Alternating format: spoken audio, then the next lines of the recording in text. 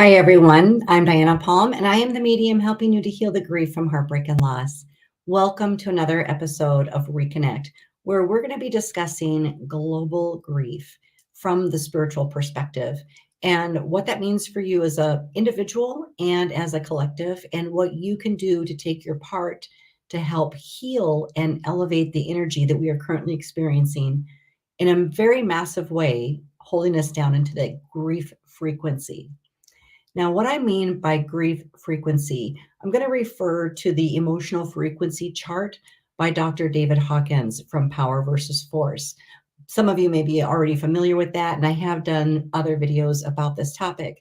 But if you look it up online, you can simply Google it and see the pyramid chart and see where the emotions are ranging in terms of frequency and vibration.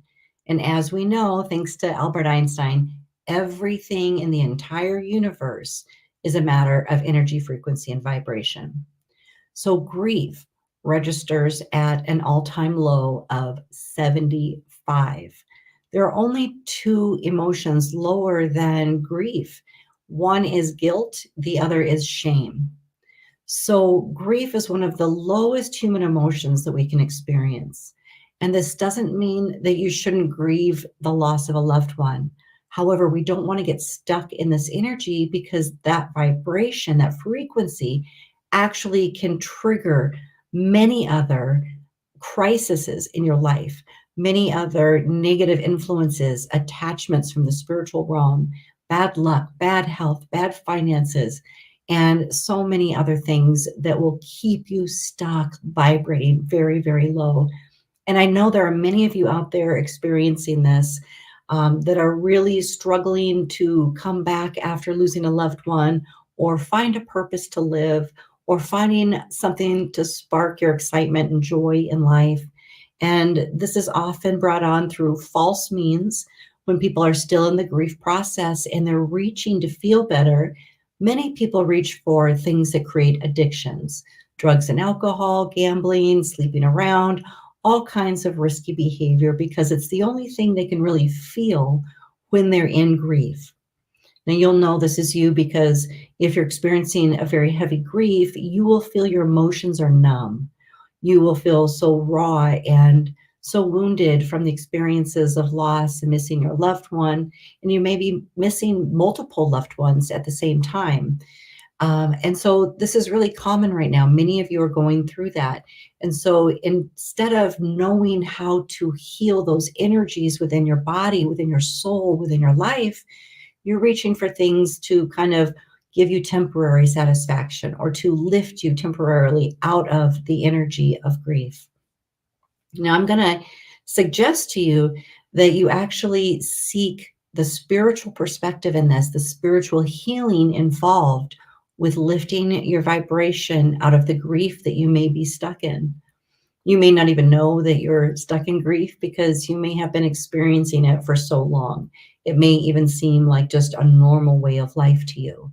But I assure you, you can actually raise your vibration and get back into the frequency of love, where things are so much more available to you and flowing. You're in the flow of life. You're able to receive love and support, community, finances, and better health.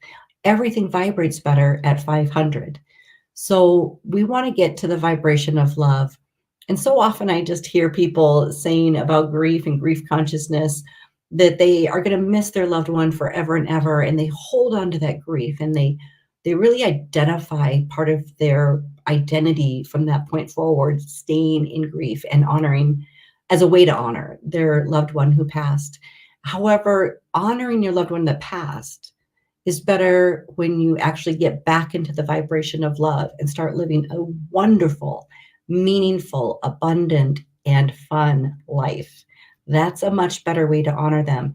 And that's also how you get closer and closer to the vibration where your loved one exists.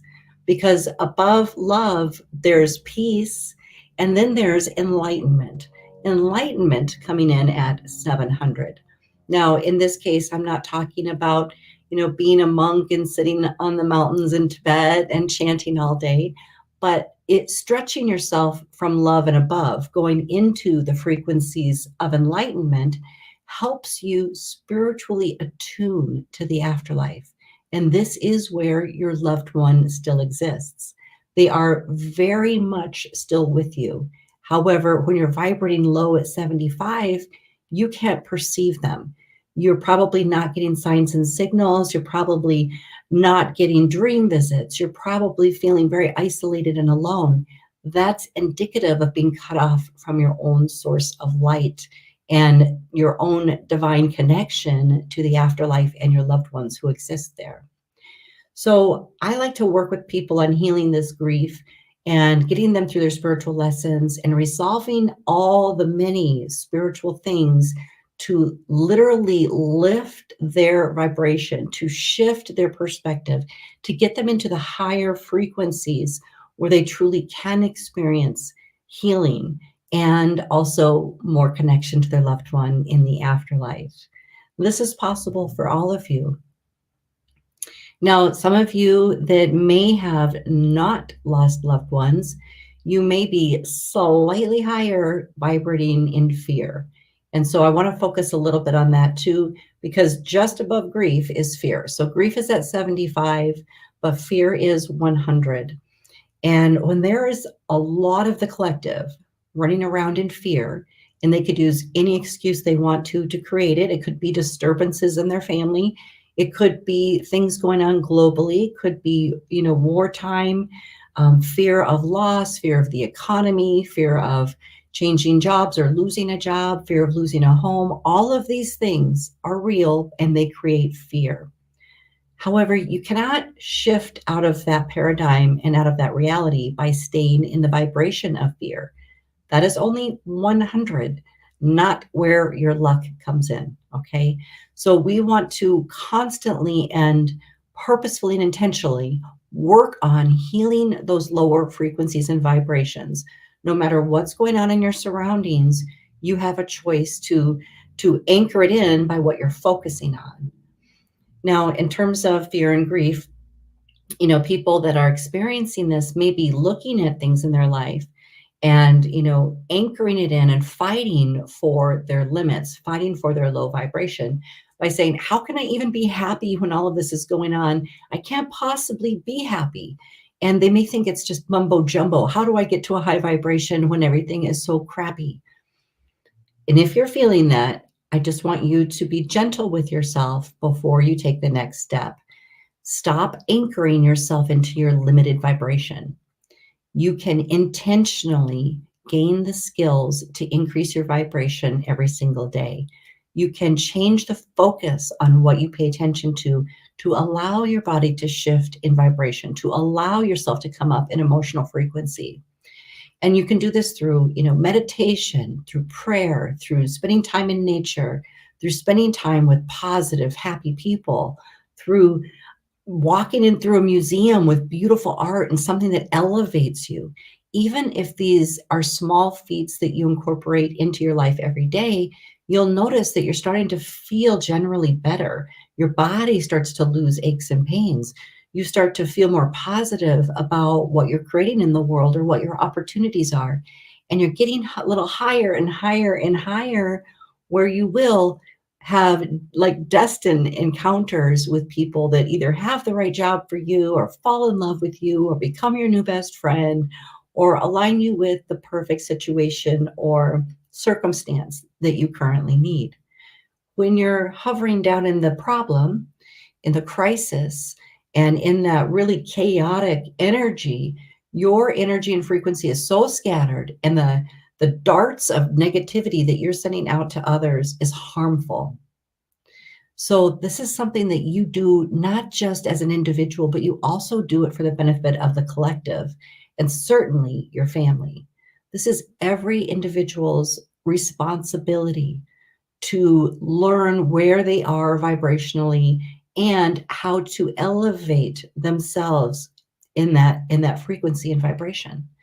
So again, my program, Reconnect, is all designed around that to help you move through these very, very pivotal and necessary spiritual healings to get you through this experience, because we're not supposed to get stuck in grief. We are supposed to experience it. It's natural and it's normal. But changing the group consciousness around this frees you from feeling like you have to honor the loved ones that you lost forever. You can honor them better by loving them and being in a high vibration around the connection that you shared with them, and knowing they're still with you in the afterlife, and allowing yourself to love other people, allowing yourself to be full in heart and fully expressive and fully available to love who comes next. You can only do that if you're loving yourself and if you're vibrating at the right frequency. Otherwise, you will bring your fear and grief trauma into the next relationship and totally sabotage the next opportunity for love. So I'm really seeing this as a global type of epidemic. And this has been brought on through COVID. I've talked about this before, where COVID being a huge global spiritual awakening. This has ushered in so many transformations for people, and very difficult transformations. And many of you haven't known how to process all the changes or all the loss. We've had mass deaths, mass exits. We've had, lots and lots of suicide. We've had so much different loss in different ways. So if you personally haven't lost somebody, I assure you that somebody in your family or very close friend circle did. So these are uncertain times. And on top of that, there are many other things going on in the world that are creating fear, and people are anchoring in fear. I mean, all you have to do is turn on the television, and one show after the next is driving in more fear, anchoring it into the collective. So I want to invite you to be more cautionary about the episodes you watch, about the shows you watch, and to try to select things that are lifting your mood. Even watching a love story or a comedy can give you a temporary lift in frequency. It can actually help heal you in the 2 hours you're watching this show, rather than watching something, dark about, with violence and with shootings and with death and all of those things that really hover in the collective consciousness of humanity and vibrate very, very low. You may feel comfortable watching those things right now because you're vibrating there. But as you start to heal your heart and heal your grief and release the fear, and you start to elevate and come back into a vibration of love, those types of shows and that type of media will not even entice you. You will actually not be a frequency or vibrational match for it. So you won't like it. And so as you climb and elevate in that frequency and vibration, you're going to find that you have less time to listen to the fear-based politics, the media that's being, that's creating a lot of fear and generating more and more fear for people. You'll find that you can stay anchored in your positive mindset better, your faith, your connection, your energy, your vibration of love. And that's what I really want to encourage you to do, because we are in a global crisis, anchoring in so many of these very, very low vibrations. Now I'm going to turn on the chat just in case anybody's here live with me today. And of course, if you are, drop me a comment. I'd be happy to answer any of your questions. Okay. Sometimes people ask about this, and let's say, for instance, you've had an unhealthy body for a while and you've chosen to change your diet and start to raise your frequency through the foods you eat. This can certainly be done. Normally, through this process, you will have a healing crisis. And that's when your body's ready to fully accept the new nutritional value that you're bringing into it. The new frequencies are beginning to take effect, and they are going to release and purge out any old traumas, pain, things from the past that you have not properly dealt with or healed. So that's known as a healing crisis, where you actually take a nosedive and you get sicker right before you get better. And then your body comes up in vibration and can more easily hold and sustain the new frequency of health. So the healing crisis is well known throughout all healing circles, both traditional and holistic. But it's similar to what the earth is doing and what we are experiencing collectively. So as we're going through all these shifts, even as oppressive or heavy as they can feel and appear, know that this is part of the healing crisis. Know that this is really shaking out from humanity so many things that were left unhealed, so many things that were not processed or that people didn't move forward from. And it's not about covering up the past. It certainly is not. It's about healing the energies of the past. So we're not still running old programs full of resentment and prejudice and hatred and separation. It's really, really time to be able to look at our past, to look at our history without having to focus on it, because then we actually recreate it through the law of attraction.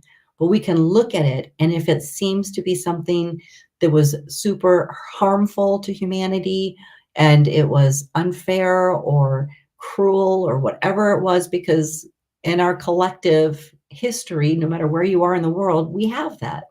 Man has done terrible things, but we don't want to focus our vibration there. We want to be able to look at it and go, let's release more energy from this. Let's do more healing around us. Let's bring in more balance and restore the vibrations that have been harmed and not bring the harmful aspects of our history forward with us through time. Part of our ascension, part of our increase in frequency is knowing that, we can't change the past by looking at it and repeating it and being fearful of it. We can only change it by raising our personal frequency, our collective frequency, and resonating in a place that we're actually opening up new doorways of opportunity for solutions and for cooperation, collaboration, more harmony, and all the higher thought forms and energy. They exist at the higher frequencies, not down here. So to look at and talk about and repeat and stay in the energy and vibration of drama and chaos and conflict and past things that we can't even change. We weren't there. Our ancestors were there, but we weren't there. However, those wounds do still exist within you because of your DNA. You do carry those wounds of your ancestors from whatever happened in the past. So, and I'd like to address it this way too, because it's just coming to me now. I'm a person that loves history and I love going to see historic areas and tapping in with the energy there. So it's disheartening that people around the world are destroying those bits of history and trying to pretend like it didn't exist. I can tell you that when you go there, regardless if the statuary is there or not, the vibration is the same. You still feel the unhealed issues held to that area on Earth, in that location, in that city, in that state, or whatever it is. So it's not healing it. It's just like trying to make it disappear because people don't want to remember it or look back to it and want to forget it. And I'm not suggesting that, okay? Because it's not doing anything. It's not healing anything. It's hiding it. We don't want to hide it. We want to elevate through it. We want to learn from it, learn our spiritual lessons, and then release the wounding that we carry inside of our DNA that our ancestors first experienced. And they had stuff handed to them too. And hopefully the trajectory is that each and every generation is elevating higher than the next and releasing those unhealed bits inside themselves that they received genetically from their ancestors. So we are on a trajectory of healing. We're always looking to increase our vibration and our healing, always looking at getting higher and higher into the energy of love. And by the way, just below grief is only guilt and shame. So many people equate love with guilt. Oh, if I don't go here, I'll feel guilty, but I love them. No, that's not love. If your love is connected to guilt and you show up because you'll feel guilty if you don't, that's not the vibration of love. That's old school programming that is very separate from the vibration of love. Because unless you feel open-hearted and excited about doing something, engaging with a person, connecting with somebody, and with an open heart, then, then that's not love. That's how it should be. It should be really flowing and really open without grudges and resentments and obligations. And I better do this or I'll feel guilty. So we want to clearly understand what love really is. It's not what you've been told and molded by society, and it's not what you've been conditioned for. Love is a frequency. Love is an emotional vibration. Love is open-hearted. Love is pure. Love does not have an agenda. Love doesn't really follow rules. So I want you to start reframing the way that you associate with love so that you really can get into the higher vibrations and frequencies and heal your own grief, heal your own fear. And you can only do that by clearly knowing what the aim is. And so experiencing love in a different way will help you get there. Now, of course, I work with many people that say to me like, "Oh, that sounds great, but I can only intellectualize what that may be. I don't feel it." And that's a fact. Many of you are missing feelings within your body for what this love is. It's either through conditioning, separation from your original family, abuses in your original family, or in your later adult life. There are things that separate us from our true divinity that lies within us and that separate us from the vibration of love. And when I'm working with people, I'm actually able to shift that paradigm for them, shift the feelings within their body, and on a cellular level and on a spiritual, energetic level, deposit what it feels like to have that kind of level of love emotionally and with an understanding of it. So it's really important if you're like, "I don't even have that. I don't know what she's talking about." Well, then it's clear you're just missing some feelings. And we are all missing feelings at different times. It takes a very long time in the physical body and the physical existence to learn new feelings. Usually it takes 15 or 20 years to learn a new feeling. However, when you work with somebody that knows how to do that spiritually, we can actually deposit it. I can deposit it in there for you and start giving you a new, higher reference point, a new baseline to start from, so that you're not having to reach for something you're not even familiar with. So creating that new baseline is putting in those feelings and new awarenesses around love and the frequency of love and the emotional state of love and the safety and security of love, and also the ebb and flow of love, that we can let people into our life and we can let people go, and we can honor ourselves while still honoring another person. So these are all things that are taught to us spiritually. This is a spiritual perspective, and it's something that will totally transform your life and how you relate to people and how you experience relationships. I think that the more you guys resist the changes that are going on in the world, whether that be through politics or through a change of job or having to change the family structure or change where you're living, all those things, we white knuckle it sometimes. We want to hold on to things. But if things are vibrationally being pulled away from you, trust that the change is for your highest good, especially if you're in alignment and you've been praying and you know that you're connected to source. If something appears to be happening to you that's leaving your life, send it love and release it with love, and just understand that there's a realignment happening. But the more we resist the change, the more we white knuckle it, resist it happening, the more discomfort we will feel. The more discomfort will show up in all areas.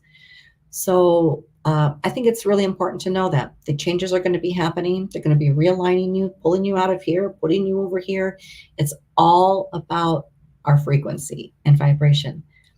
And trust that you will be realigned with people that are a vibrational match to who you are now, even if that's different than who you were last week or last year or 10 years ago, because the whole point of this physical experience is our evolution. So it is always going a little bit higher.